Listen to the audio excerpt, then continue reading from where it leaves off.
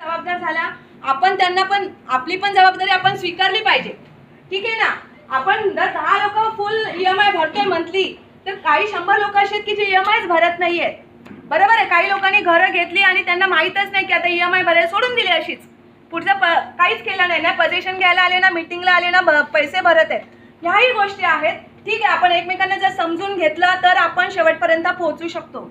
आता 2024 मार्चला आपल्याला पूर्ण प्रोजेक्ट मिळणार होता असं आपल्या पेपरवर लिहिलेलं आहे. त्यांना एक्सटेन्शन मिळालेलं आहे 18 महिन्याचं. त्यांचं असं म्हणणं आहे की मी त्याच्या अगोदरच तुम्हाला तुमचा सगळा प्रोजेक्ट कंप्लीट करून देणार, हा माझा शब्द आहे. आणि त्यासाठी त्यांचे प्रयत्न चालू आहेत. मग आता आपण असं समजूया की एखादा मुलगा वर्षभर अभ्यास करत नाही पण परीक्षेला बसल्यानंतर अव्वल मार्काने पास होतो. तशी शाळेत ही कंपनी असू शकेल की शेवटच्या महिन्यात अव्वल दर्जाने पास होऊ शकेल, कारण विश्वास आहे तिथेच आपल्याला सगळं काही आहे. पण सर, मी तुम्हाला देखील सांगेल सतीश सर की आम्ही पेशन्स ठेवून आहोत, श्रद्धा आणि सबुरीवर आम्ही चाललेलो आहोत. पण आमच्या पेशन्सचा गैरवापर करू नका, त्याचा योग्य वापर करा. तुम्हाला वेळ आणि शांती देतो त्याचा योग्य वापर करून आमच्या टाईमच्या अगोदर आम्हाला जर तुम्ही घरं दिलीत तर आमचं अप्रिशिएशन तुम्हाला मिळेल आणि तुम्ही तुमच्या पुढच्या कामासाठी खरोखरच तुम्हाला यश मिळेल आमच्या आशीर्वादाने किंवा आमच्या विशेषनी.